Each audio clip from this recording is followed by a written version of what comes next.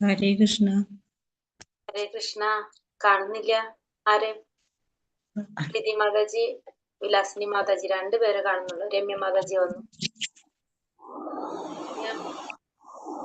ഷീല മാതാജി.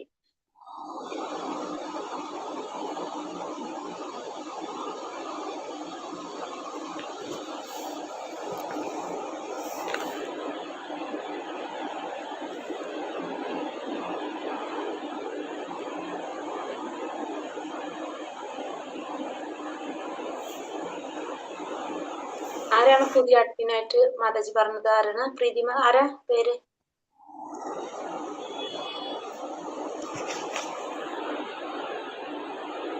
ഹരേകൃഷ്ണ മാതാജി. ഒന്ന് ഞാൻ, ഒന്ന് മാതാജി. പിന്നെ ആരാ മാതാജി? പിന്നെ ആരെങ്കിലുണ്ടോ? സുജാത മാതാജിയാണെന്ന് തോന്നുന്നു. ഒരാളൂടെ ഉണ്ട് മാതാജി. ഓക്കെ.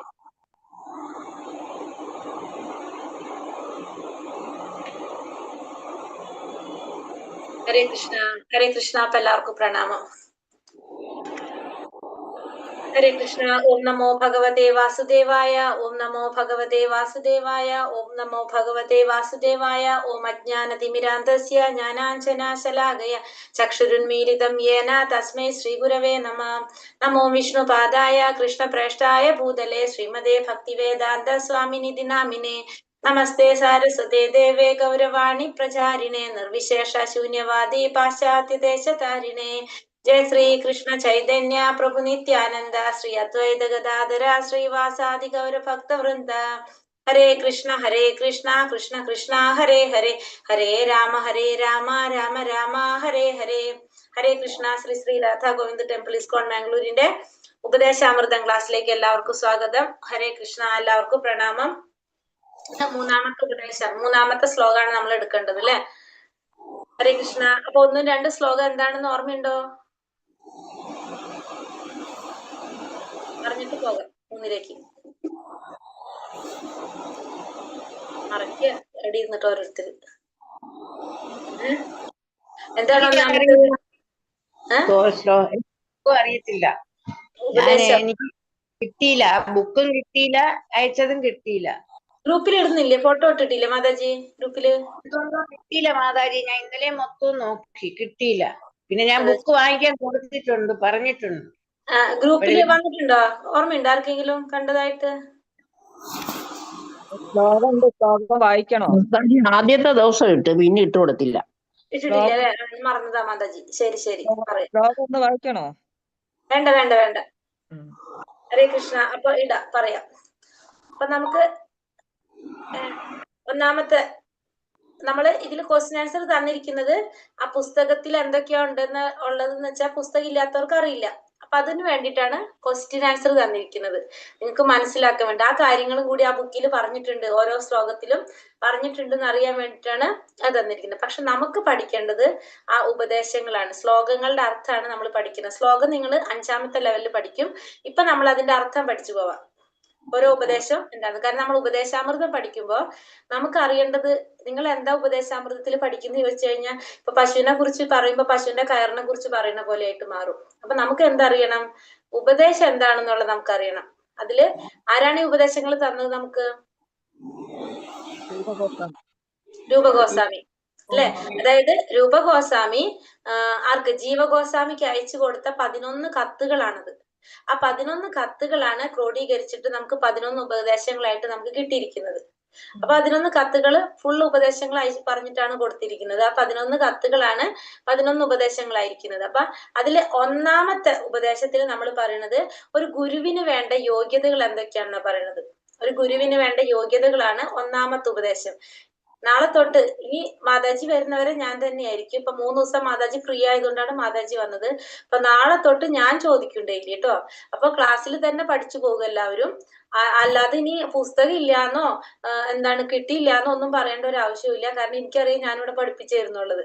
അപ്പൊ അതുകൊണ്ട് ഇന്ന് എങ്ങനെയാന്ന് വെച്ചിട്ടുണ്ടെങ്കിൽ, ഇപ്പൊ നമ്മൾ 2 ഉപദേശം പഠിച്ചു, ആ 2 പറഞ്ഞിട്ട് നമ്മൾ 3ാമത്തേക്ക് പോകുള്ളൂ. മനസ്സിലാവുണ്ടല്ലോ? അപ്പൊ നമ്മൾ ഒന്നാമത്തെ ഉപദേശം അപ്പൊ നമ്മൾ പറഞ്ഞു രൂപഗോസ്വാമി ജീവഗോസ്വാമിക്ക് അയച്ച 11 കത്തുകളാണ് ഈ ഉപദേശാമൃതം എന്ന് പറയുന്നത്. അതായത് ഉപദേശങ്ങളായിട്ട് നമുക്ക് കിട്ടിയിരിക്കുന്നത്. ആ ജീവഗോസ്വാമി അത് ക്രോഡീകരിച്ചു. അത് നമുക്ക് തന്നത് അപ്പൊ ആരാണ്? കിട്ടിയത് രചിച്ചത് രൂപഗോസ്വാമി ആണെങ്കിലും അത് ക്രോഡീകരിച്ച് റെഡിയാക്കിയത് ആരാണ്? ജീവഗോസ്വാമിയാണ്. അപ്പൊ ഒന്നാമത്തെ ഉപദേശത്തിൽ ഒരു ഗുരുവിന് വേണ്ട യോഗ്യതകൾ, എങ്ങനെ ഒരു വ്യക്തിക്കാണ് ഗുരുവായിരിക്കാൻ അർഹതയുള്ളത് എന്നാണ് നമ്മൾ മനസ്സിലാക്കിയത്. എന്താണ്? വാചോ വേഗം, മനസാ ക്രോധവേഗം, ജിഹ്വാവേഗം, ഉദര ഉപസ്ഥവേഗം, ഏതാൻ വേഗാൻ യാ വിഷഹേത തീരഹ സർവാമപീമാം പൃഥിവീം സശിഷ്യ. അതായത് വാക്ക്, വാചോ വേഗം, മനസ്സ്, ക്രോധം. അപ്പൊ ഒരു വരിയിൽ തന്നെ 3 കാര്യങ്ങൾ പറയേണ്ടതാണ്. വാക്ക്, മനസ്സ്, ക്രോധം. അല്ല വാക്ക്, വാചോ വേഗം, മനസ്സാ, ക്രോധം. അതെ, വാക്ക്, മനസ്സ്, ക്രോധം. ഈ 3 ത്വര നമുക്ക് നിയന്ത്രിക്കാൻ സാധിക്കുക. അടുത്ത ലൈനില് ജിഹ്വാവേഗം, ഉദര ഉപസ്ഥവേഗം. അപ്പൊ ജിഹ്വ എന്ന് വെച്ചാൽ എന്താണ്? നാവ്. നാവിന്റെ ത്വര, ഉദരം വയറ്, ഉപസ്ഥം ജനനേന്ദ്രിയം. ഈ 6 ഇന്ദ്രിയങ്ങളുടെ ത്വരകളെ നിയന്ത്രിക്കാൻ സാധിക്കുന്ന വ്യക്തി ധീരനാണ്. ആ വ്യക്തിക്ക് എല്ലാവരെയും ശിഷ്യന്മാരായിട്ട് സ്വീകരിക്കും. ഈ ഭൂമിയെ മുഴുവൻ ശിഷ്യപ്പെടുത്താനുള്ള യോഗ്യത ഉണ്ടായിരിക്കും. ഒന്നാമത്തെ ഉപദേശം എന്തായിരുന്നു? ഒരു ഗുരുവിന് വേണ്ട യോഗ്യതകൾ എന്തൊക്കെയാണ്? വാക്ക്, മനസ്സ്, ക്രോധം, ജിഹ്വ, ഉദരം, ഉപസ്ഥം. 6 കാര്യങ്ങൾ ഏതൊക്കെയാണ്? വാക്ക്, മനസ്സ്, ക്രോധം, ജിഹ്വ, ഉദരം, ഉപസ്ഥം. ക്ലിയർ ആയോ? ഇങ്ങനെ എഴുതി വെച്ചാൽ നിങ്ങൾക്ക് എളുപ്പത്തിൽ പഠിക്കാൻ പറ്റും. വാക്ക്, മനസ്സ്, ക്രോധം. ഇത് 3 നമ്മൾ ആലോചിക്കുക. വാക്ക്, നമ്മുടെ വാക്ക് ശ്രദ്ധിക്കണം. നമ്മളെ മനസ്സ് ശരിയായിട്ട് കൊണ്ടുപോകണം. ക്രോധത്തിനെ നിയന്ത്രിക്കണം. ഈ 3 കാര്യങ്ങൾ നിയന്ത്രിക്കാൻ സാധിക്കുക. പിന്നെ രണ്ടാമത്തിൽ പറയണത് ജിഹ്വ, ഉദരം, ഉപസ്ഥം. ഒരേ ലൈനിൽ വരുന്ന 3 കാര്യങ്ങളാണത്. ജിഹ്വ, ഉദരം, ഉപസ്ഥം. ഉപസ്ഥം ജനനേന്ദ്രിയങ്ങൾ. ഈ 6 കാര്യങ്ങളെ നിയന്ത്രിക്കാൻ സാധിക്കുന്ന വ്യക്തി ധീരനാണ്. അവന് ഈ ഭൂമിയെ മുഴുവൻ ശിഷ്യപ്പെടുത്താനായിട്ടുള്ള യോഗ്യത ഉണ്ടായിരിക്കും. ഇതാണ് ഒന്നാമത്തെ ഉപദേശം പറയുന്നത്. മനസ്സിലായോ ഒന്നാമത്തെ ഉപദേശം? ഇനി മറക്കോ? ഏതാണ്? ജിഹ്വ, ഉദരം, ഉപസ്ഥം. പിന്നെ ഫസ്റ്റത്തിൽ പറയുന്നത് വാക്ക്, മനസ്സ്, ക്രോധം, ജിഹ്വ, ഉദരം, ഉപസ്ഥം. 6 കാര്യങ്ങളാണ്. 6 ഇന്ദ്രിയങ്ങളെ നിയന്ത്രിക്കാൻ സാധിക്കുന്നവൻ ധീരനാണ്. അവൻ ഈ ഭൂമിയെ മുഴുവൻ ശിഷ്യപ്പെടുത്താനുള്ള യോഗ്യത ഉണ്ടായിരിക്കും. ഒന്നാമത്തെ ഉപദേശം പറയാൻ പറ്റുമോ ഒരാൾക്ക്? ഹരേ കൃഷ്ണ. വാക്ക്, മനസ്സ്, ക്രോധം, ഉൽപാദനേന്ദ്രിയം, പിന്നെ ഉൽപാദനേന്ദ്രിയം വേറെ എന്തായിരുന്നു? അതിന്റെ മേലേക്ക് പോയിക്കോ. വയറ്. അതിന്റെ മേലെ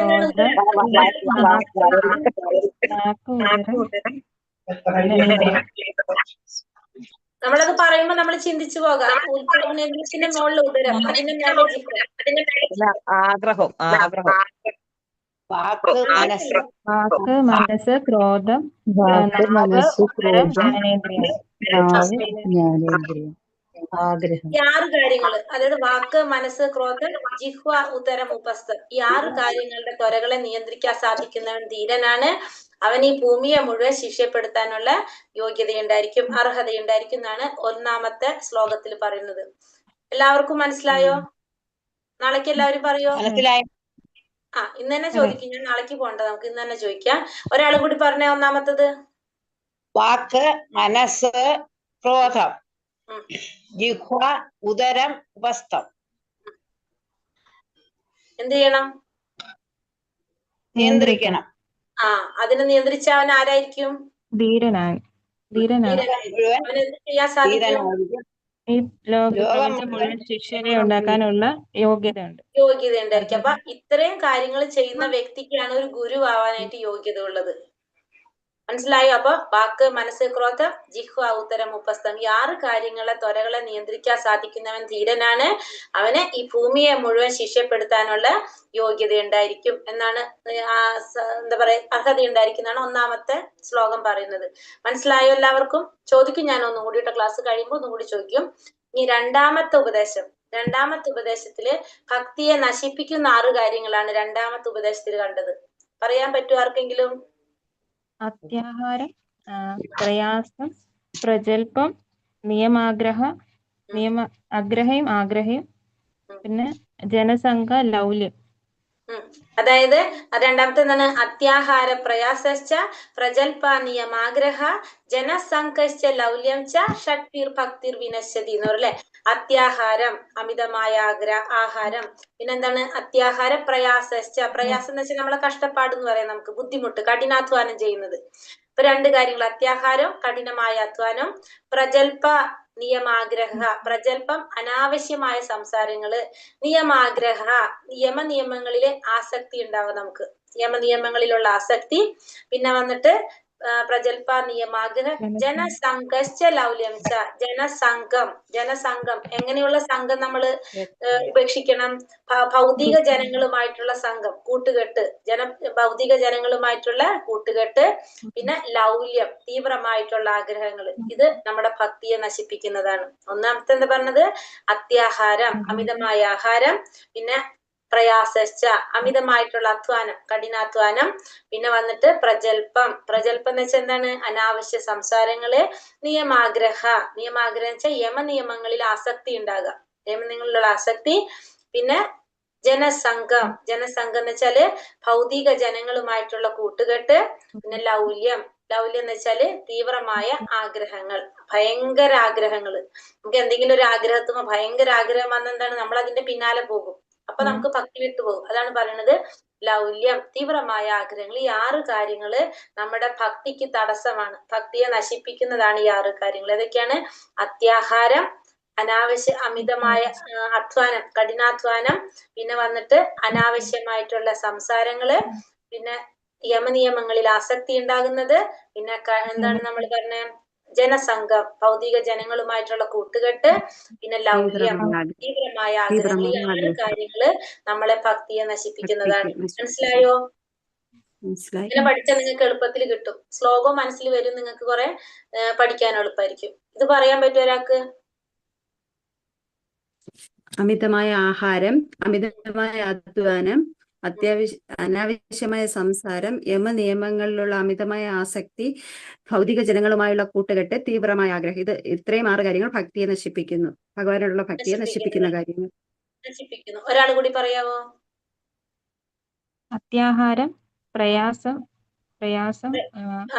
എന്ന് വെച്ചാൽ ക്ലിയർ ആക്കി കൊടുക്കും. കഠിനാധ്വാനം. പിന്നെ പ്രജൽപ്പം എന്ന് പറഞ്ഞാൽ മിഥ്യാഭാഷണം, അനാവശ്യമായിട്ടുള്ള സംസാരങ്ങള്. പിന്നെ യമനിയമങ്ങൾ പാലിക്കാതിരിക്കുക. പിന്നെ ജനസംഘം എന്ന് വെച്ചാൽ ദുസ്സംസർഗം അല്ലേ, ഭൗതികമായിട്ടുള്ള കൂട്ടുകെട്ട് ഒഴിവാക്കുക. പിന്നെ ഒന്ന് ലൗല്യം എന്ന് പറഞ്ഞാൽ തീവ്രമായിട്ടുള്ള ആഗ്രഹങ്ങൾ, അത് ഒഴിവാക്കാന്നല്ല, നമ്മളിപ്പോ എന്താ പറയണത്, ഭക്തിക്ക് തടസ്സമായ കാര്യങ്ങളല്ലേ പറയുന്നത്. അപ്പൊ ഇത് എല്ലാ കാര്യങ്ങളും നമുക്ക് എന്താണ്, നമ്മുടെ ഭക്തിക്ക് തടസ്സമാണ്.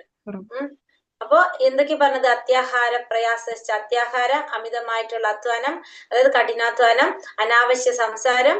പിന്നെ യമനിയമങ്ങളിലുള്ള ആസക്തി. പിന്നെ വന്നിട്ട് എന്താണ് ഇപ്പൊ ലാസ്റ്റത്തെ വരി എന്താണ് പറഞ്ഞത്? പ്രത്യാഹാരം, ജനസംഘം, ഭൗതിക ജനങ്ങളുമായിട്ടുള്ള കൂട്ടുകെട്ട്, അതായത് ഭക്തി ഇല്ലാത്തവരായിട്ടുള്ള കൂട്ടുകെട്ട്. പിന്നെ വന്നിട്ട് ലാസ്റ്റ് എന്താ പറഞ്ഞത്? ലൗല്യം. ഈ 6 കാര്യങ്ങള് നമ്മളെ ഭക്തിയെ നശിപ്പിക്കുന്നതാണ് നമ്മൾ പറഞ്ഞത് അല്ലെ. അപ്പൊ ഈ 6 കാര്യങ്ങള് ഭക്തി നോട്ട് ചെയ്തോ നിങ്ങൾക്ക് പഠിക്കേണ്ട എളുപ്പത്തിലാണെങ്കിൽ ഇത് നോട്ട് ചെയ്ത് വെക്കുക. കാരണം എന്നും ഈ എടുത്തുകൊണ്ട് പോകുന്നത് മുഴുവനും ചോദിച്ചിട്ട് അടുത്തേക്ക് കിടക്കുള്ളൂ. ആസക്തി, ജനസംഘം, ദുർജനസംഘം. ജനസംഘം എന്ന് എഴുതിയാൽ മതിയാ, ദുർജന സംഘം എന്ന് വേണോ മാതാജി? ജനസംഘം എന്ന് എഴുതണ്ട, ദുർജന സംഘം എന്ന് എഴുതണ്ട. ഭൗതികമായിട്ടുള്ള ജനങ്ങളായിട്ടുള്ള കൂട്ടുകെട്ട്, അതായത് ഭക്തി ഇല്ലാത്തവരുമായിട്ടുള്ള കൂട്ടുകെട്ട്, അഭക്തന്മാരുമായിട്ടുള്ള കൂട്ടുകെട്ട് എന്ന് എഴുതാം. അല്ലെങ്കിൽ കുറെ നാൾ കഴിയുമ്പോ ഇത് എന്താണ് ജനസംഘം എന്നും എന്താണ് ദുർജന സംഘം എന്നും നമ്മൾ നോക്കും, ആലോചിച്ചിരിക്കും. ഭക്തന്മാരല്ലാത്തവരുമായിട്ടുള്ള കൂട്ടുകെട്ട്, ഭക്തി ഇല്ലാത്തവരായിട്ടുള്ള കൂട്ടുകെട്ട്. ഇത് രണ്ടും ഇപ്പൊ മനസ്സിലായിട്ടുണ്ടാവും നിങ്ങൾക്ക് ആദ്യമേ തന്നെ. പക്ഷെ ഇത് പഠിക്കാൻ കുറച്ചും കൂടി ചിലപ്പോൾ എളുപ്പം തോന്നുന്നുണ്ടാവും. അപ്പൊ പക്ഷെ ഇത് എന്നും ചോദിച്ചിട്ടേ അടുത്തേക്ക് പോകുന്നുണ്ടാവുള്ളൂ. ഒന്നും കൂടി പറയോ? എഴുതിയെടുക്കട്ടെ. ഹരേഷ്ണ മാതാജി ഒന്നുകൂടി പറയോ? ഒന്നുകൂടി പറയൂ. കഠിനാധ്വാനം, അമിതമായ ആഹാരം കഴിക്കുന്നത്. മെല്ലെ മെല്ലെ എഴുതണമെങ്കിൽ നിങ്ങൾ രണ്ടാമത് റെക്കോർഡ് കണ്ടുവരും. അമിതമായ ആഹാരം, അമിതമായ ആഹാരം, അമിതമായ അമിതമായിട്ടുള്ള അധ്വാനം. കേക്കുന്നില്ല. അമിതമായ ആഹാരം, അത്യാഹാരം, പ്രയാസശ്ച. അമിതമായ ആഹാരം, പ്രയാസം, അമിതമായ അധ്വാനം, കഠിനാധ്വാനം അല്ലെങ്കിൽ കഠിനാധ്വാനം, പ്രജൽപ നിയമാഗ്രഹ. പ്രജൽപ എന്ന് വെച്ചാൽ അനാവശ്യ സംസാരം, നിയമാഗ്രഹ യമനിയമങ്ങളിൽ ആസക്തി, ജനസംഘശ്ച.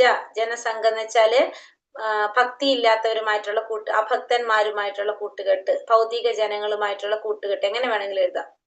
കൂട്ടുകെട്ട്. പിന്നെ ലൗല്യം, തീവ്രമായ ആഗ്രഹങ്ങള്. ഈ 6 കാര്യങ്ങള് നമ്മുടെ ഭക്തിയെ നശിപ്പിക്കുന്നതാണ്. ഇതാണ് രണ്ടാമത്തെ ഉപദേശം. ഇനി നമ്മള് മൂന്നാമത്തെ ഉപദേശത്തിലേക്ക് പോകാണ്. മൂന്നാമത്തെ ഉപദേശം ഭക്തിയെ പ്രോത്സാഹിപ്പിക്കുന്ന 6 കാര്യങ്ങളാണ് മൂന്നാമത്തെ ഉപദേശത്തിൽ പറയുന്നത്. മൂന്നാമത്തെ ഉപദേശത്തില് ഭക്തിയെ പ്രോത്സാഹിപ്പിക്കുന്ന 6 കാര്യങ്ങളാണ് മൂന്നാമത്തെ ഉപദേശത്തിൽ പറയുന്നത്. എന്തൊക്കെയാണ്? ഇപ്പൊ നമ്മൾ ഭക്തിയെ നശിപ്പിക്കുന്നതാണ് കണ്ടത് അല്ലെ. ഇനി അതേപോലെ തന്നെ ഭക്തിയെ പുരോഗതിയിലേക്ക്, ഭക്തിയെ മുന്നോട്ട് നയിക്കുന്ന 6 കാര്യങ്ങൾ, അതിനെ കുറിച്ച് നമുക്ക് പറയാം. ഉത്സാഹ നിശ്ചയ ധൈര്യ തത്തത് കർമ്മ പ്രവർത്തന, പിന്നെ എന്താണ്? സംഘത്യാഗ സതോ വൃത്തെ ഷഡ്ഭിർ ഭക്തി പ്രസിദ്ധ്യതി. മൂന്നാമത്തിൽ പറയണത് ഉത്സാഹ നിശ്ചയ ധൈര്യ. ഉത്സാഹം, നിശ്ചയം, ധൈര്യം, 3 കാര്യങ്ങൾ പറയുന്നു. ഉത്സാഹം, നിശ്ചയം, ധൈര്യ തത്തത് കർമ്മ പ്രവർത്തന സംഘത്യാഗ സതോ വൃത്തെ ഷഡ്ഭിർ ഭക്തി പ്രസിദ്ധ്യതി. ഉത്സാഹം എന്ന് വെച്ചാൽ എന്താണ്? ഭയങ്കര ഉത്സാഹം ഉണ്ടാവും നമുക്ക്. നിശ്ചയം എന്ന് വെച്ചാല് വിശ്വാസം. ധൈര്യം എന്ന് വെച്ചാൽ ക്ഷമ എന്നാണ് ഇവിടെ. അപ്പൊ ഉത്സാഹം, നിശ്ചയ, ധൈര്യ. ഉത്സാഹം എന്ന് വെച്ചാൽ ഉത്സാഹം ഉണ്ടാകുക, നിശ്ചയം ഉണ്ടാവുക. നിശ്ചയം എന്ന് വെച്ചാൽ എന്താണ്? വിശ്വാസം ഉണ്ടാവുക. ധൈര്യം എന്ന് വെച്ചിട്ടുണ്ടെങ്കിൽ ക്ഷമ ഉണ്ടാകുക. അപ്പൊ 3 കാര്യങ്ങൾ പറഞ്ഞു. ഉത്സാഹം ഉണ്ടായിരിക്കണം, നമുക്ക് വിശ്വാസം ഉണ്ടായിരിക്കണം. ആരിൽ വിശ്വാസം ഉണ്ടായിരിക്കണം? ഭഗവാനിൽ വിശ്വാസം ഉണ്ടായിരിക്കണം. ധൈര്യം എന്ന് വെച്ചാൽ ക്ഷമ ഉണ്ടായിരിക്കണം. ഉത്സാഹം, നിശ്ചയം, ധൈര്യം. ഉത്സാഹം ഉണ്ടായിരിക്കണം, പിന്നെ അതുപോലെ തന്നെ ഭഗവാന്റെ വിശ്വാസം ഉണ്ടായിരിക്കണം, ക്ഷമ ഉണ്ടായിരിക്കണം. നമുക്ക് ഭക്തിയിൽ നമുക്ക് ഏറ്റവും അത്യാവശ്യം എന്താണ്? ക്ഷമ ഉണ്ടായിരിക്കണം. പിന്നത്തെ വരിയില് തത്തത് കർമ്മ പ്രവർത്തന. തത്തത് കർമ്മ പ്രവർത്തനം എന്ന് വെച്ചാല് ഭക്തിയുടെ സേവനത്തിന് അനുകൂലമായിട്ടുള്ള പ്രവർത്തനങ്ങള് അത് ഉണ്ടാവണം. നമുക്ക് ഭക്തി സേവനത്തിന് അനുകൂലമായ പ്രവർത്തനങ്ങള് ചെയ്യുക. അതായത് ഇപ്പൊ നമ്മള് എന്താണ് പറയുക, ഇത് പഠിക്കുന്നതോടൊപ്പം തന്നെ നമ്മള് നാമം ജപിക്കുക, നമ്മള് ഭാഗവതം കേൾക്കുക, ഇതൊക്കെ നമുക്ക് എന്താണ്? ഭക്തി സേവനത്തിന് അനുകൂലമായിട്ടുള്ള പ്രവർത്തനങ്ങളാണ്. അപ്പൊ 4 കാര്യങ്ങൾ പറഞ്ഞു. ഉത്സാഹം പറഞ്ഞു, പിന്നെ നിശ്ചയം എന്ന് വെച്ചിട്ടുണ്ടെങ്കിൽ നമുക്ക് വിശ്വാസം ഉണ്ടാവണം, ക്ഷമ ഉണ്ടാകണം, തത്തത് കർമ്മ പ്രവർത്തന എന്ന് വെച്ചിട്ടുണ്ടെങ്കിൽ ഭക്തിക്ക് അനുകൂലമായ പ്രവർത്തനങ്ങൾ ചെയ്യുക, സംഘത്യാഗം, സംഘം ത്യജിക്കാം. എങ്ങനെയുള്ളവരായിട്ടുള്ള സംഘം ത്യജിക്കണം? സംഘത്യാഗം നമ്മൾ കഴിഞ്ഞ ശ്ലോകത്തിൽ പറഞ്ഞു, അഭക്തന്മാരുമായിട്ടുള്ള കൂട്ടുകെട്ട് എന്ന് പറഞ്ഞു അല്ലെ. ഇവിടെ സംഘത്യാഗം എന്ന് പറയുമ്പോ ഏത് സംഘമാണ് ത്യജിക്കേണ്ടത്? നമ്മള് ഭക്തി ഇല്ലാത്തവരുമായിട്ടുള്ള, അതായത് ഇപ്പൊ ഭക്തി ഇല്ലാത്തവരുമായിട്ടുള്ള കൂട്ടുകെട്ട് ഒഴിവാക്കണം. അതാണ് സംഘത്യാഗ. സതോ വൃത്തെ, സാധുക്കളുടെ പാത പിന്തുടരുക. സതോ വൃത്തി എന്ന് പറയുമ്പോ ആചാര്യന്മാരുടെ പാത പിന്തുടരുക. അപ്പൊ ഈ 6 കാര്യങ്ങളാണ് നമ്മുടെ ഭക്തിയെ പ്രോത്സാഹിപ്പിക്കുന്ന അല്ലെങ്കിൽ ഭക്തിയെ പുരോഗമിപ്പിക്കുന്ന 6 കാര്യങ്ങളാണ്. ഉത്സാഹം, നിശ്ചയം, ധൈര്യ. ഉത്സാഹം ഉണ്ടായിരിക്കുക, നിശ്ചയം വിശ്വാസം ഉണ്ടായിരിക്കുക, ധൈര്യ ക്ഷമ ഉണ്ടായിരിക്കുക, പിന്നെ തത്തത് കർമ്മ പ്രവർത്തന എന്ന് വെച്ചാല് ഭക്തിക്ക് അനുകൂലമായ പ്രവർത്തനങ്ങൾ ചെയ്തുകൊണ്ടിരിക്കുക. സംഘത്യാഗ സതോ വൃത്തെ. സംഘത്യാഗം എന്ന് പറഞ്ഞാൽ എന്താണ്? സംഘം ത്യജിക്കുക. എങ്ങനെയുള്ള സംഘം ത്യജിക്കണം? അഭക്തന്മാരുമായിട്ടുള്ള സംഘം ത്യജിക്കുക. സതോ വൃത്തെ സാധുക്കളുടെ പിന്തുടരുക, കാലടിപ്പാടുകൾ പിന്തുടരുക, അല്ലെങ്കിൽ ആചാര്യന്മാരുടെ കാലടിപ്പാടുകൾ പിന്തുടരുക. അപ്പൊ ഈ 6 കാര്യങ്ങള് ഷഡ്ഭിർ ഭക്തി പ്രസിദ്ധ്യതി. 6 കാര്യങ്ങള് നമ്മുടെ ഭക്തിയെ പുരോഗതിയിലേക്ക് നയിക്കുന്നതാണെന്ന് നമുക്ക് പറയാം. ഏതൊക്കെയാണ്? ഉത്സാഹം, നിശ്ചയം, ധൈര്യ, തത്തത് കർമ്മ പ്രവർത്തനാത്, സംഘത്യാഗ സതോ വൃത്തെ, ഷഡ്ഭിർ ഭക്തി പ്രസിദ്ധ്യതി. ഉത്സാഹം ഉണ്ടായിരിക്കണം, നിശ്ചയം എന്ന് വെച്ചാൽ എന്താണ്? വിശ്വാസം ഉണ്ടായിരിക്കണം, ധൈര്യം എന്ന് വെച്ചാൽ ക്ഷമ ഉണ്ടായിരിക്കണം. ഉത്സാഹം, വിശ്വാസം, ക്ഷമ, ഭക്തിയുത സേവനത്തിന് അനുകൂലമായ പ്രവർത്തികൾ ചെയ്യുക, സംഘത്യാഗ സംഘം ത്യജിക്കുക, അഭക്തന്മാരുമായിട്ടുള്ള സംഘം ത്യജിക്കുക, സതോ വൃത്തേ ആചാര്യന്മാരുടെ കാലടിപ്പാടുകൾ പിന്തുടരുക. ഈ 6 കാര്യങ്ങള് നമ്മുടെ ഭക്തിയെ പ്രോത്സാഹിപ്പിക്കുന്നതാണ്. 6 കാര്യങ്ങള് മനസ്സിലായോ? ഹരേ കൃഷ്ണ. മനസ്സിലായി മാതാജി. മനസ്സിലായി. എല്ലാവർക്കും ക്ലിയർ ആയോ?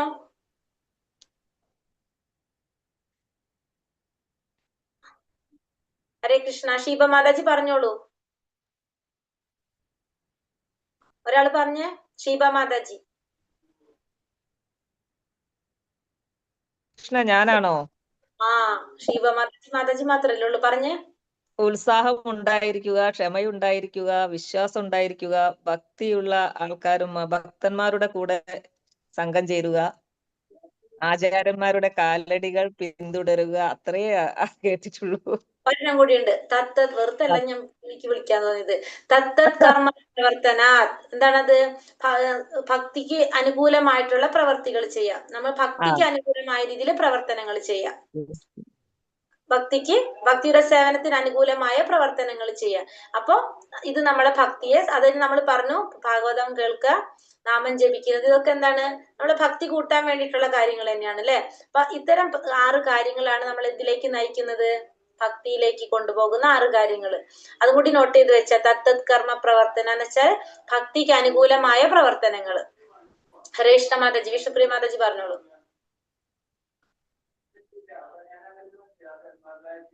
ഹരോ, ഞാൻ തന്നെയാ? അല്ല, വിഷ്ണുപ്രിയ മാതാജി പറഞ്ഞോളൂ. ഉത്സാഹം ഉണ്ടായിരിക്കണം, വിശ്വാസം ഉണ്ടായിരിക്കണം, ക്ഷമയുണ്ടായിരിക്കണം. തത്തത് കർമ്മ പ്രവർത്തനം എന്ന് പറഞ്ഞാൽ ഭക്തിക്ക് വേണ്ടിയുള്ള പ്രവർത്തനങ്ങൾ ചെയ്യണം. സംഘത്യാഗം എന്ന് പറഞ്ഞാൽ അഭക്തന്മാരുമായിട്ടുള്ള സംഘം ഒഴിവാക്കണം. തതോ വൃത്തി എന്ന് പറഞ്ഞാൽ ആചാര്യന്മാരുടെ കാലടിപ്പാടുകൾ പിന്തുടരണം. ഈ 6 കാര്യങ്ങൾ ചെയ്യുമ്പോഴത്തേക്ക് നമുക്ക് ഭക്തിയിലും മുന്നേറാൻ സാധിക്കും. ഹരേഷ്ണ. രമ്യ മാതാജി, ഹരേഷ്ണ മാതാജി.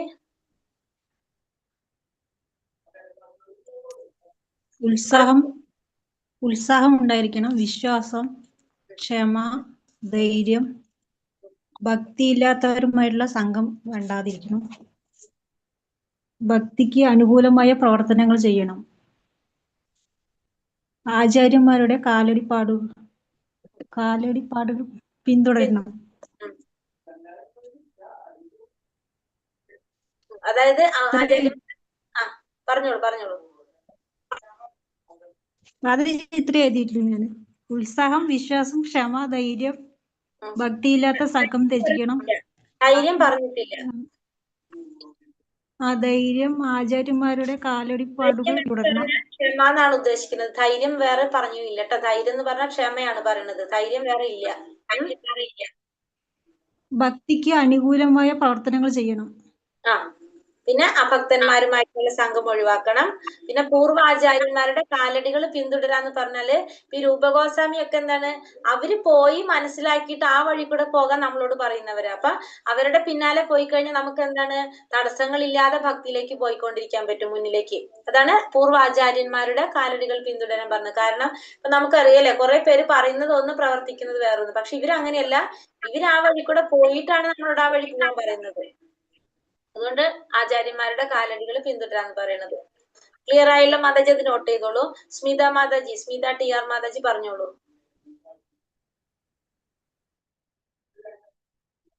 സ്മിത TR മാതാജി മ്യൂട്ടിലാ മാതാജി കേട്ടോ. ഉത്സാഹം, നിശ്ചയം, ക്ഷമ, തത് കർമ്മ പ്രവർത്തനം. അപ്പൊ ഭക്തി പ്രവർത്തനത്തിന് അനുകൂലമായ പ്രവർത്തനങ്ങൾ ചെയ്യാതിരിക്കുക. പിന്നെ ഭക്തിക്ക് അനുകൂലമായി പ്രവർത്തിക്കണം. ഭക്തി പ്രവർത്തനത്തിന് അനുകൂലമായി പ്രവർത്തനങ്ങൾ ചെയ്യുക. അതില് നാമജപം, ഭാഗവതം കേൾക്കുക, അങ്ങനത്തെ കാര്യങ്ങളെല്ലാം ചെയ്യാം. പിന്നെ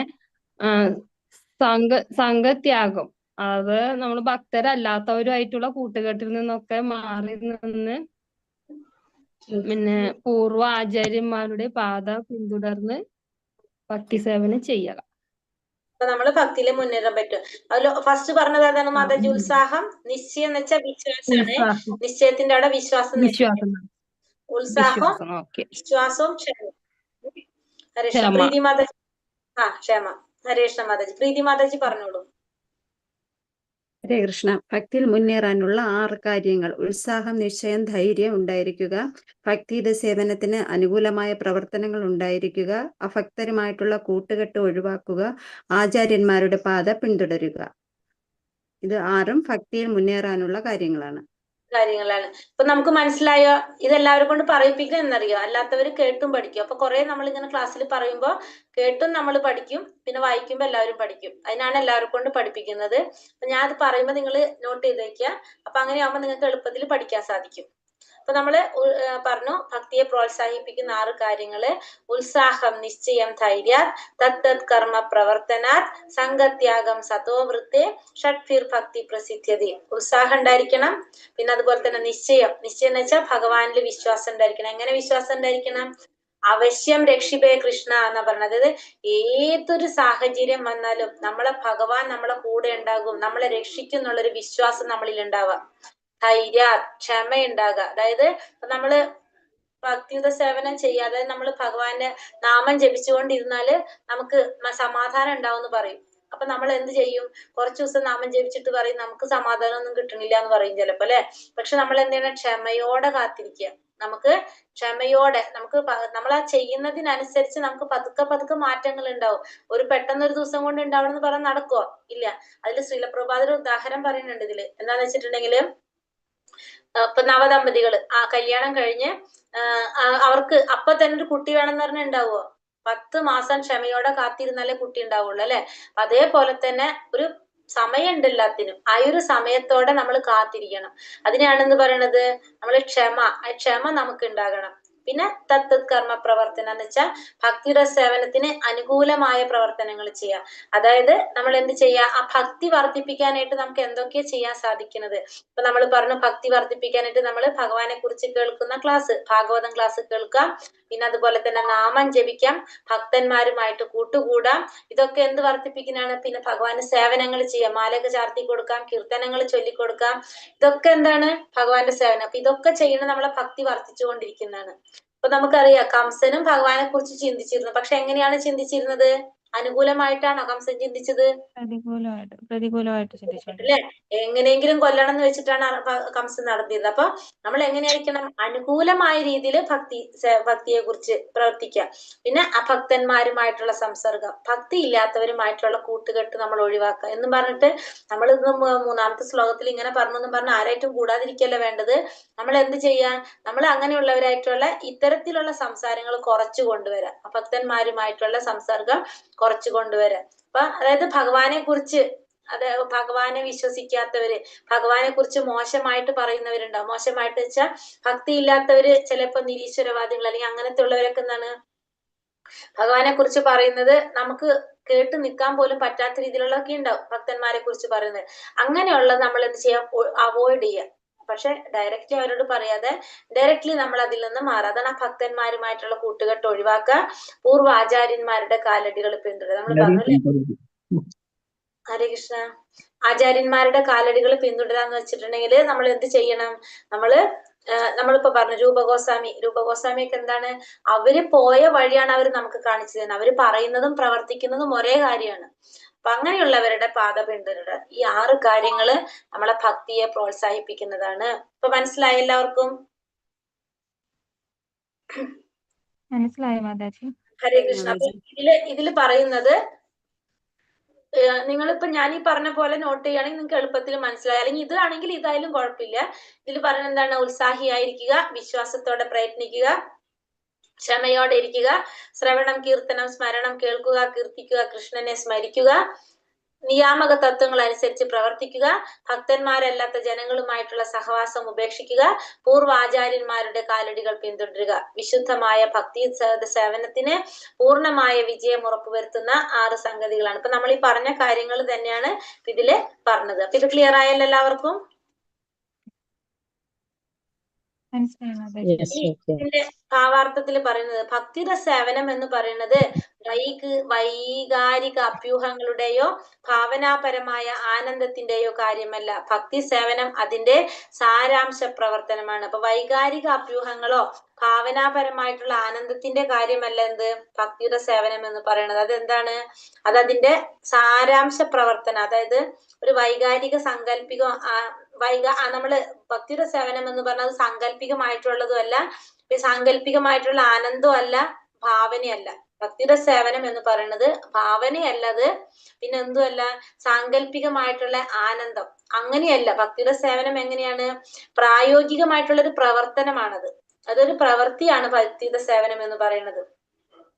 നമുക്കത് ഒന്നും കൂടി നമുക്ക് മനസ്സിലാക്കാനായിട്ട് പറയാൻ സാധിക്കും. നമ്മള്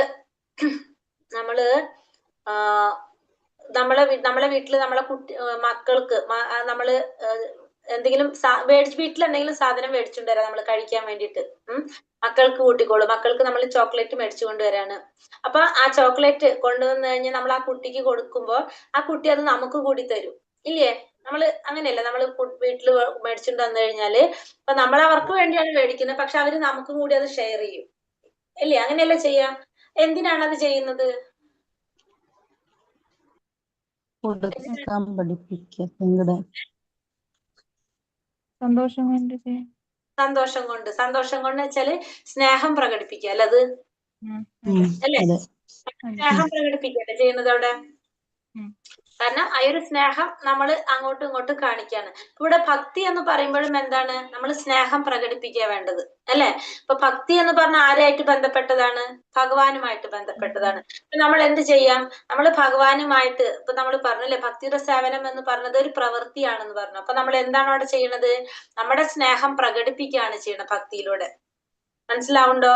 ഭക്തിയുടെ സേവനത്തിലൂടെ നമ്മൾ എന്താ ചെയ്യണത്? ഭഗവാനോടുള്ള ആ സ്നേഹം പ്രകടിപ്പിക്കുകയാണ് ചെയ്യുന്നത്. ഇപ്പൊ നമ്മൾ ഭഗവാന് ഭോഗ് വെക്കുന്നത്, നിവേദ്യം വെക്കുന്നത് എങ്ങനെയാണ്? നമ്മള് ഭഗവാൻ തന്നെയാണ് എല്ലാം തന്നിരിക്കുന്നത്, പക്ഷെ നമ്മൾ പിന്നെ എന്തിനാ അത് ഭഗവാൻ വെക്കുന്നത്? ഭഗവാനുള്ള സ്നേഹം. ഹരേ കൃഷ്ണ മാതാജി, ലൈവ് ഇല്ലേ?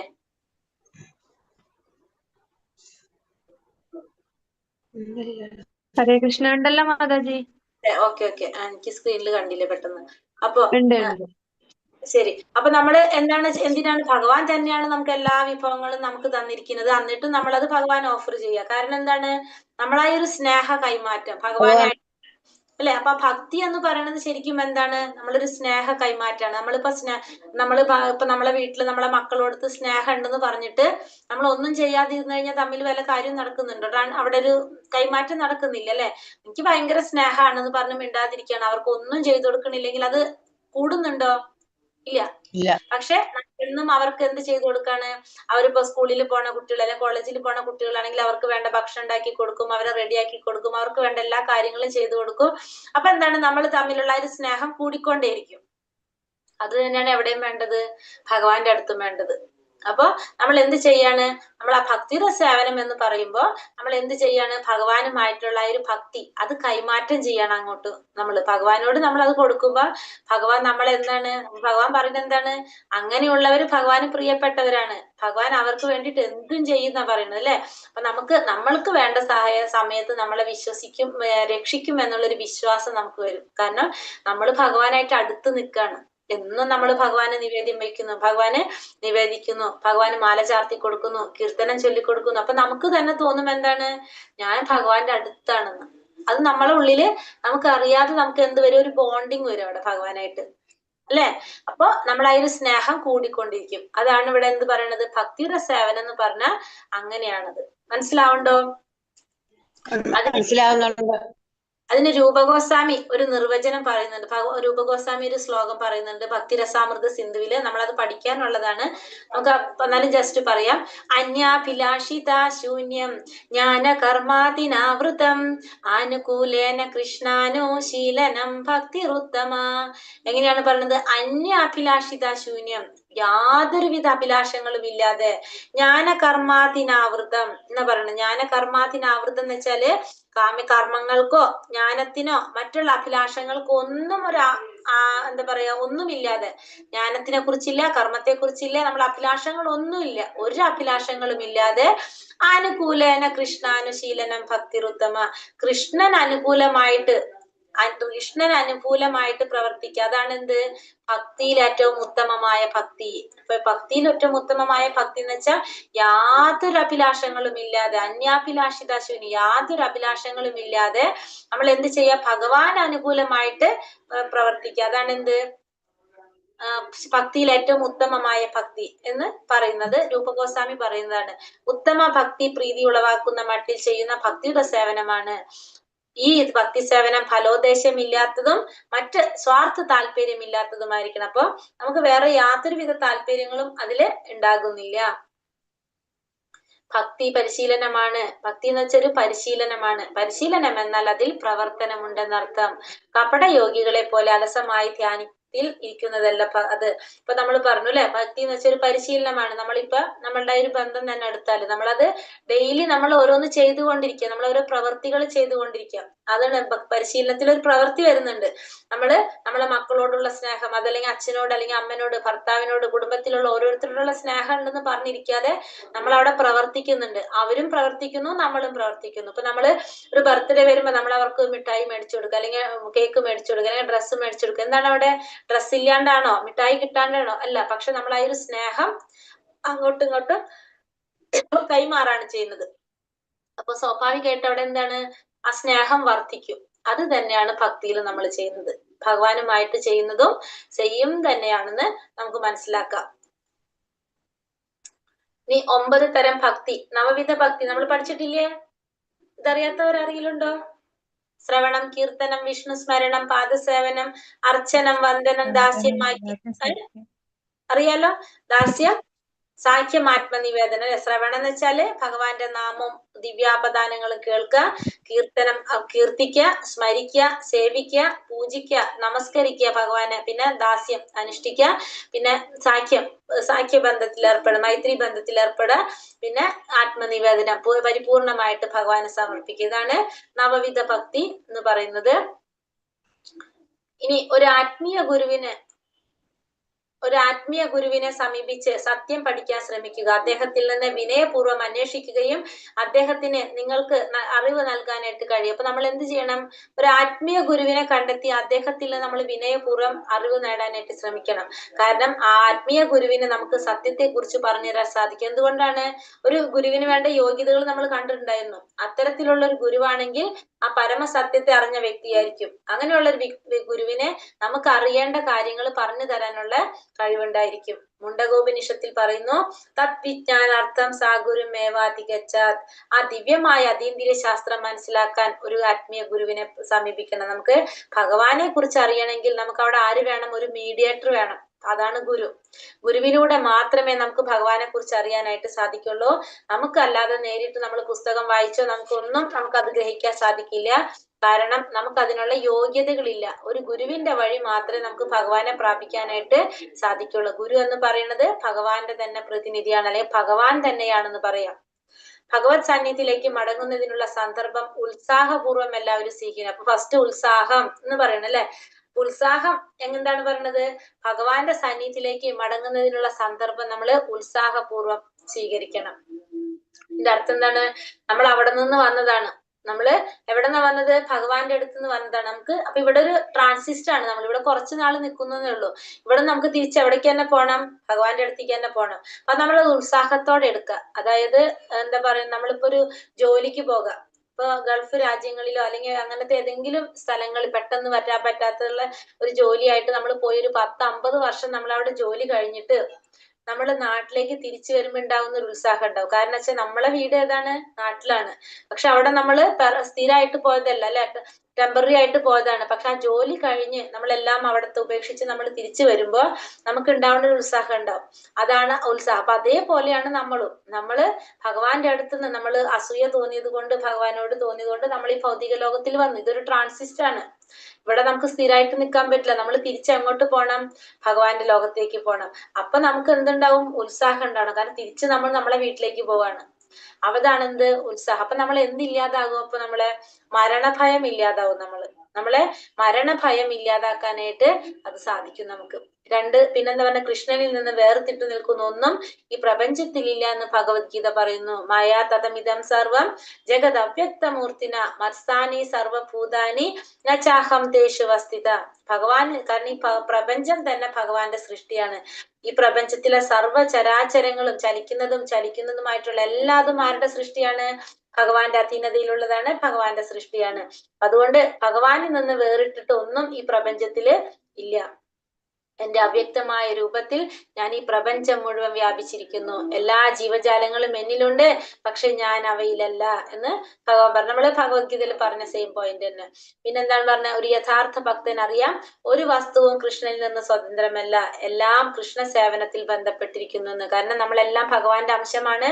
നമ്മുടെ ലക്ഷ്യം എന്താണ്? ഭഗവാന്റെ സേവനമാണ്. അത് ആർക്കറിയാൻ സാധിക്കും? ഒരു ഭക്തൻ അറിയാനായിട്ട് സാധിക്കും. കൃഷ്ണാവബോധത്തോടു കൂടി ബുദ്ധിപൂർവ്വം നടത്തുന്ന പ്രയത്നത്തെയാണ് ഉത്സാഹം എന്ന് പറയുന്നത്. ഉത്സാഹം എന്ന് വെച്ചാല് കൃഷ്ണാവബോധത്തോടെ ബുദ്ധിപൂർവ്വം ചെയ്യുന്ന പ്രയത്നത്തെയാണ് ഉത്സാഹം എന്ന് പറയുന്നത്. എല്ലാം ഭഗവത് സേവനത്തിന് വേണ്ടി പ്രയോജനപ്പെടുത്തക്കവണ്ണം മാർഗങ്ങൾ ശരിപ്പെടുത്താൻ ഭക്തന്മാർക്കറിയാം. അപ്പൊ നമ്മൾ എന്ത് ചെയ്യണം? നമ്മള് ഭഗവാന്റെ സേവനത്തിനായിട്ട് നമ്മളെ മാർഗങ്ങൾ ശരിപ്പെടുത്തിക്കൊണ്ടിരിക്കും. പല തടസ്സങ്ങളും നമുക്കുണ്ടാവും. പക്ഷെ എല്ലാം നമ്മൾ എന്ത് ചെയ്യും? നമുക്കത് ഓട്ടോമാറ്റിക്കലി സെറ്റായിട്ട് മാറും. അത് ഭക്തന്മാർക്ക് അറിയാം. പിന്നെ പ്രവർത്തനങ്ങൾ ക്ഷമയോടെ നിർവഹിക്കണം. കൃഷ്ണാവബോധത്തിൽ ഒരാൾ അക്ഷമനാകരുത്. ഗുരുവിൽ നിന്ന് നിർദ്ദേശങ്ങൾ സ്വീകരിച്ച് ഗുരുവിനും കൃഷ്ണനും സമർപ്പണ ബുദ്ധിയോട് കൂടി ചെയ്തു തീർക്കണം. അപ്പൊ നമ്മൾ കൃഷ്ണാവബോധത്തിൽ നമുക്ക് വേണ്ടത് എന്താണ്? ക്ഷമ. ഗുരുവിൽ നിന്ന് നമുക്ക് കിട്ടുന്ന നിർദ്ദേശങ്ങൾ നമ്മൾ എന്ത് ചെയ്യണം? ക്ഷമയോടെ നമ്മൾ ആ ഗുരുവിനും ഭഗവാനും സമർപ്പിച്ച് സമർപ്പണ ബുദ്ധിയോടുകൂടി നമ്മൾ അത് ചെയ്തു തീർക്കുക. അതാണ് നമ്മൾ എന്ത് ചെയ്യണം? അക്ഷമനാവാനായിട്ട് പാടില്ല. ആത്മവിശ്വാസമുള്ളവനായിരിക്കണം. നമ്മൾ നേരത്തെ പറഞ്ഞത് എങ്ങനെയാണ്? അവശ്യം രക്ഷിപേ കൃഷ്ണ. നമുക്ക് തീർച്ചയായിട്ടും കൃഷ്ണൻ നമ്മളെ സംരക്ഷിക്കും. ഭക്തിപൂർവ്വ സേവനം വിജയകരമായി നിർവഹിക്കുന്നതിന് നമുക്ക് സാധിക്കും എന്നുള്ളൊരു വിശ്വാസം നമ്മളിൽ ഉണ്ടാവാം. നമ്മള് എന്തെങ്കിലും ഒരു കാര്യം ചെയ്യാൻ പറയുമ്പോ ചിലപ്പോ പറയില്ലേ, അത് എന്നെ കൊണ്ട് നടക്കാവോ എന്ന് പറയും. പക്ഷെ നമ്മൾ വിശ്വസിക്കുക. കാരണം നമ്മളെ ഭഗവാനുമായിട്ട് ബന്ധപ്പെട്ട കാര്യമാണെങ്കിൽ അതിനൊരു തടസ്സം ഇല്ലാതെ നടക്കും എന്നുള്ളൊരു വിശ്വാസം നമ്മളിൽ ഉണ്ടാകുക. എപ്പോഴും നമ്മളെ ഭഗവാൻ നമ്മളെ രക്ഷിക്കും. അതാണ് പറയുന്നത് വിശ്വാസം എന്ന് പറയുന്നത്. നേരത്തെ പറഞ്ഞ പോലെ ആരും ആലസ്യം വെച്ച് പുലർത്തരുത്. കർമ്മ പ്രവർത്തനത്തിൽ ഉത്സാഹിയായിട്ടിരിക്കണം. എപ്പോഴും നമ്മൾ ഉത്സാഹിയായിട്ടിരിക്കണം. പിന്നെന്താ പറഞ്ഞത്? കൃഷ്ണാവബോധ പ്രസ്ഥാനത്തിൽ 4 അടിസ്ഥാന നിയമ തത്വങ്ങൾ നമുക്കറിയാം. ഈ നിയമങ്ങൾ എന്തൊക്കെയാണ്? മത്സ്യം, മാംസം, മുട്ട ഒഴിവാക്കുക, ചൂതാട്ടം ഒഴിവാക്കുക, പിന്നെ അതാണ് ചൂതാട്ടം ഒഴിവാക്കുക, അവിഹിതമായിട്ടുള്ള ബന്ധങ്ങള്, പിന്നെ ലഹരി പദാർത്ഥങ്ങളുടെ ഉപയോഗം. ഈ 4 കാര്യങ്ങൾ നമ്മൾ പാലിക്കണം. നമ്മളിത് ഉപേക്ഷിക്കണം. അത് ഭക്തൻ ഉത്സാഹിയായിട്ട് ശ്രദ്ധിച്ച് നമ്മൾ ഇത് മാറ്റണം. പിന്നെ 16 റൗണ്ട് നാമം ജപിക്കുക, അതും നിയമങ്ങളിൽ പറയുന്നതാണ്. ഇത് നിയന്ത്രണ പ്രവർത്തനങ്ങൾ വിശ്വാസത്തോടെ ഉത്സാഹത്തോടെ നിർവഹിക്കണം. ഇതിനെയാണ് എന്ത് പറയണത്? തത് കർമ്മ പ്രവർത്തന. അതായത് കൃഷ്ണാവബോധത്തിന് അനുകൂലമായ പ്രവർത്തനങ്ങൾ ചെയ്യാന്ന് പറഞ്ഞ 4 യമനിയമങ്ങൾ പാലിക്കുക, 16 റൗണ്ട് നാമം ജപിക്കുക. ഇതൊക്കെ എന്താണ്? അതിന് അനുകൂലമായ പ്രവർത്തികളാണ്. ഭക്തി സേവനത്തിൽ വിജയിക്കണമെങ്കിൽ ഒരാൾ അഭികാമ്യമല്ലാത്ത ആളുകളുടെ സഹവാസം ഉപേക്ഷിക്കണം. അപ്പൊ നമ്മൾ പറഞ്ഞു അഭക്തന്മാരുമായിട്ടുള്ള സംഘത്യാഗം, സംഘം ത്യജിക്കണം. എങ്ങനെയുള്ളവരായിട്ട്?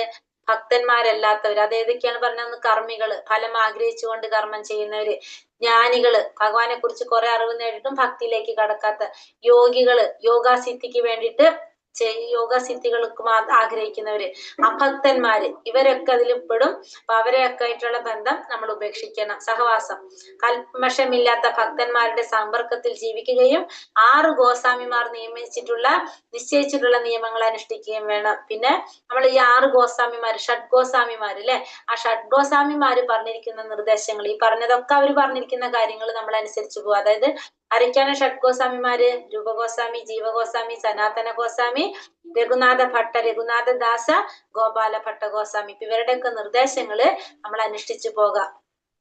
ഇതൊക്കെ ഭക്തിയുടെ അനുകൂലമാക്കുന്ന കാര്യങ്ങൾ.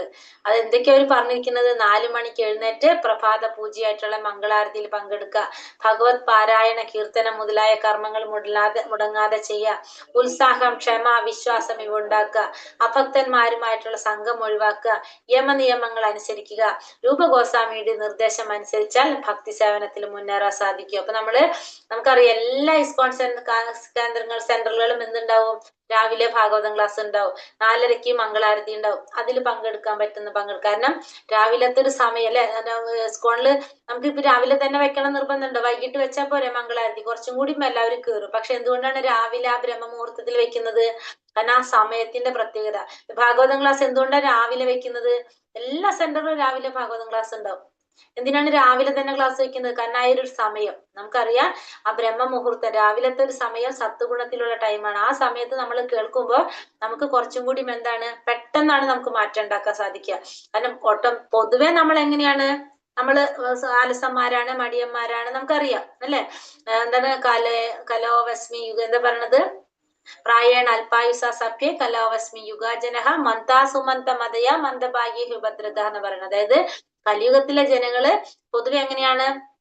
അലസന്മാരാണ്, മടിയന്മാരാണ്, കുത്തഴിഞ്ഞ ജീവിതം നയിക്കാൻ ഇഷ്ടപ്പെടുന്നവരാണ്. അപ്പോ അങ്ങനെയുള്ളവർക്ക് മാറ്റം വരുത്താനായിട്ട് നമ്മൾ എന്താ ചെയ്യേണ്ടത്? നമ്മൾ രാവിലത്തെ ആ സത്വ ഗുണത്തിന്റെ ടൈമിൽ നമ്മൾ ചെയ്യാൻ നോക്കാം. അപ്പൊ അവര് പോലും അറിയാതെയാണ് അവർക്ക് മാറ്റം ഉണ്ടാക്കാൻ സാധിക്കുന്നത്. അപ്പൊ അതുകൊണ്ട് നമ്മൾ എപ്പോഴും എന്ത് ചെയ്യാൻ നോക്കണം? പരമാവധി സമയം, രാവിലത്തെ സമയം നമ്മൾ ഉപയോഗിക്കാൻ നോക്കുക.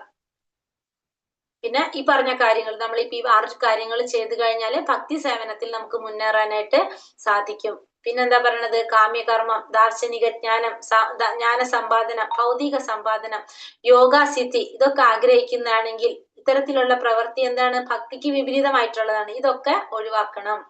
ഭക്തി മാർഗത്തിലുള്ള പരിപൂർണമായ ശ്രദ്ധ കൊണ്ട് ഉദ്ദിഷ്ട ലക്ഷ്യത്തിൽ എത്തിച്ചേരാം. മറ്റു മാർഗത്തിൽ പ്രവർത്തിക്കുന്നത് നമ്മളെ അസ്വസ്ഥരാക്കും. അപ്പൊ നമ്മൾ ഭക്തി മാർഗത്തിലൂടെ പോവുകയാണെങ്കിൽ നമ്മൾ എന്ത് വേണം? ശ്രദ്ധ. നമ്മൾ ആ വിശ്വാസം ഉണ്ടെങ്കിൽ നമുക്ക് ആ ലക്ഷ്യത്തിൽ എത്തിച്ചേരാൻ സാധിക്കും. അല്ലെങ്കിൽ നമുക്ക് എന്താണ്? അസ്വസ്ഥതയാണ് നമുക്ക് സൃഷ്ടിക്കുന്നത്. ഈ പ്രയത്നത്തിൽ നാശമോ ഹാനിയോ സംഭവിക്കാൻ പോകുന്നില്ല. ഈ മാർഗത്തിൽ അല്പമെങ്കിലും പരിശ്രമം ഏറ്റവും വലിയ ആപത്തിൽ നിന്നും ഒരു സാധകനെ രക്ഷിക്കും. പതനം സംഭവിച്ച ഭക്തന് അടുത്ത ജന്മത്തിൽ താൻ എവിടെ നിർത്തിയോ അവിടെ നിന്ന് ഭക്തി സേവനം തുടങ്ങാൻ കഴിയും. നല്ല ഗുണങ്ങൾ ഒരു ഭക്തനിൽ അനായാസം വന്നു ചേരുന്നു. ഒരു ബാഹ്യ പ്രവർത്തനത്തിന്റെയും ആവശ്യമില്ല.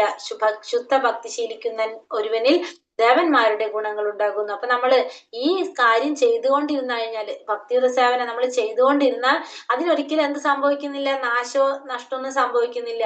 അപ്പൊ നമ്മൾ ചെയ്ത് കുറെ എത്തിയിട്ട് കുറച്ചെത്തിയപ്പോ നമുക്ക് നമ്മളെ സാഹചര്യം കൊണ്ട് സാധിച്ചില്ലെങ്കിൽ എവിടെ വെച്ച് നിർത്തിയോ അവിടെ വെച്ച് നമുക്ക് അടുത്ത ജന്മത്തിൽ കണ്ടിന്യൂ ചെയ്യാൻ പറ്റും. അതല്ല നമുക്കതൊരു പുണ്യമായിട്ടാണ് നമ്മൾ ചെയ്തതെങ്കിലോ നമുക്ക് ആ പുണ്യഫലങ്ങൾ അനുഭവിച്ച് വീണ്ടും നമ്മൾ ജന്മം എടുക്കുമ്പോൾ നമ്മൾ എങ്ങനെയാണ് കൊടുക്കുക? ഭഗവത്ഗീതയിൽ പറയുന്നുണ്ട് അല്ലെ, ശ്രേഷ്ഠരായ കുടുംബങ്ങളിൽ, ധനാഢ്യന്മാരുടെ കുടുംബങ്ങളിൽ നിന്നുകൊണ്ട് നമുക്ക് വീണ്ടും ഭക്തി മുന്നോട്ട് കൊണ്ടുപോകാനായിട്ട് സാധിക്കും. അപ്പൊ നമുക്ക് എങ്ങനെയായാലും അതുകൊണ്ട് എന്താണ്? അടുത്ത ജന്മത്തിൽ ഗുണമാണ് നമുക്ക് കിട്ടാൻ പോകുന്നത്. അപ്പൊ അതുകൊണ്ട് നമ്മൾ എന്ത് ചെയ്യാം? നമുക്ക് ചെയ്യാൻ പറ്റുന്നിടത്തോളം ഭക്തി പ്രാക്ടീസ് ചെയ്യാനായിട്ട് ശ്രമിക്കാം.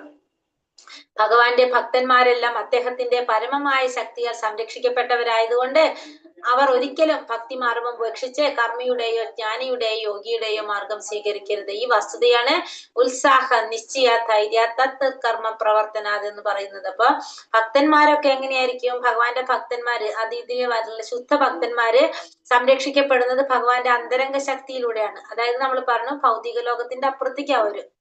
അപ്പൊ അങ്ങനെയുള്ളവർ പിന്നെ ഒരിക്കലും എന്തിലേക്ക് പോകുണ്ടാവില്ല? ഈ കർമ്മിയുടെ, ജ്ഞാനിയുടെ, യോഗിയുടെ മാർഗത്തിലേക്ക് സ്വീകരിക്കാനായിട്ട് പാടില്ല.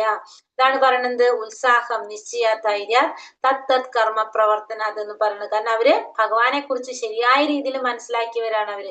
അവര് ഭഗവാന്റെ പരമമായ ശക്തിയാൽ സംരക്ഷിക്കപ്പെടുന്നവരായതുകൊണ്ട് അവർ ഒരിക്കലും ഇത്തരത്തിലുള്ള മാർഗം സ്വീകരിക്കുന്നുണ്ടാവില്ല.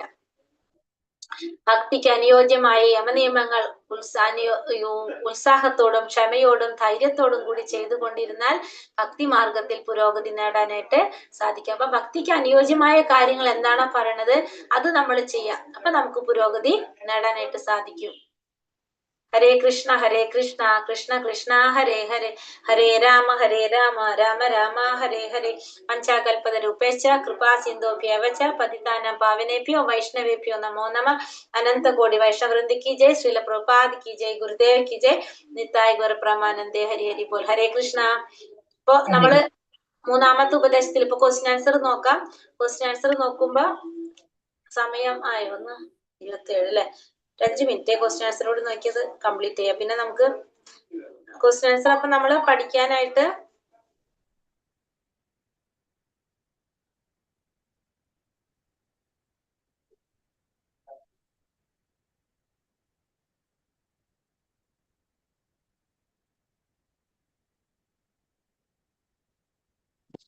ക്വസ്റ്റ്യൻ ആൻസർ നിങ്ങൾക്ക് മനസ്സിലാക്കാൻ വേണ്ടിയിട്ടാണ്, കാണാതെ പഠിക്കണമെന്നില്ല. അതിൽ നമുക്ക് തോന്നാണ് ചിലത് നമുക്ക് പഠിച്ചാൽ നല്ലതാണെന്ന് തോന്നുന്നത് നിങ്ങൾ പഠിക്കുക. നമുക്ക് പഠിക്കേണ്ടത് ശ്ലോകത്തിന്റെ അർത്ഥം, അതാണ് നമ്മൾ പഠിക്കേണ്ടത് കേട്ടോ. അപ്പൊ ഒന്നാമത്തത് ഭക്തിയിൽ മുന്നേറാൻ വേണ്ട 6 കാര്യങ്ങള്. ശ്ലോകം എന്തൊക്കെയാണ് പറഞ്ഞത്? ഉത്സാഹം, നിശ്ചയം, ധൈര്യം, തത്തത് കർമ്മ പ്രവർത്തന, സംഗത്യാഗ സത്തോവൃത്തെ, ഷഡ്ഭിർ ഭക്തി പ്രസിദ്ധ്യതി. അല്ലെ? ഉത്സാഹം വേണം, വിശ്വാസം വേണം, ക്ഷമ വേണം, ഭക്തിക്ക് അനുകൂലമായ പ്രവർത്തികൾ ചെയ്യാം, സംഘം ത്യജിക്കുക, അഭക്തന്മാരുമായിട്ടുള്ള സംഘം ഒഴിവാക്കുക, പിന്നെന്താണ് ലാസ്റ്റ്? സത്തോവൃത്തെ, ആചാര്യന്മാരുടെ കാലടികൾ പിന്തുടരുക. ഈ 6 കാര്യങ്ങള് നമ്മളെ ഭക്തിയെ പുരോഗതിയിലേക്ക് നയിക്കുന്നതാണ്. രൂപഗോസ്വാമി ഭക്തിയുത സേവനത്തെ കുറിച്ച് ഭക്തിരസാമൃതത്തിൽ പറഞ്ഞത് എന്താണ്? അന്യാഭിലാഷിത ശൂന്യം ജ്ഞാനകർമാതിനാവൃതം ആനുകൂലേന കൃഷ്ണാനു ശീലനം ഭക്തിരുത്തമ. യാതൊരുവിധ അഭിലാഷങ്ങളും ഇല്ലാതെ ഭഗവാൻ അനുകൂലമായിട്ട് സേവനം ചെയ്യുക, അതാണ് രൂപഗോസ്വാമി പറഞ്ഞിരിക്കുന്നത്. നവവിധ ഭക്തി ഏതൊക്കെയാണ്? ശ്രവണം, കീർത്തനം, സ്മരണം. ശ്രവണം, കീർത്തനം, വിഷ്ണു സ്മരണം, പാദസേവനം, അർച്ചനം, വന്ദനം, ദാസ്യം, സാഖ്യം, ആത്മനിവേദനം. അതാണ് നവവിധ ഭക്തി. ഭഗവത്ഗീത ശ്രദ്ധ, സാധുസംഘം അതൊക്കെയോ? അത് ഭക്തിയുടെ തലങ്ങള്. അത് ഭക്തിയുടെ തലങ്ങള് പല, അതായത് ഭക്തിയുടെ ഓരോ സ്റ്റേജസ്, സ്റ്റെപ്പേഴ്സ് എന്ന് പറയാം. നമുക്ക് സ്റ്റെപ്പ് എന്ന് പറയാം, സ്റ്റേജ്. ഇത് പല തരത്തില് ഭക്തി ചെയ്യാം നമുക്ക്.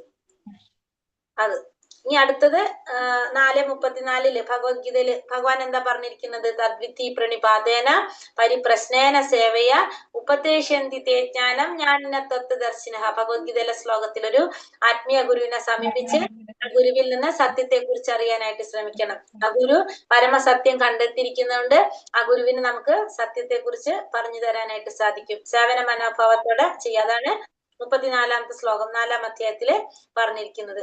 ഭക്തിയോഗം പൂർണ്ണതയിലെത്തണമെങ്കിൽ നമ്മൾ അത് എങ്ങനെ പ്രവർത്തിക്കണം?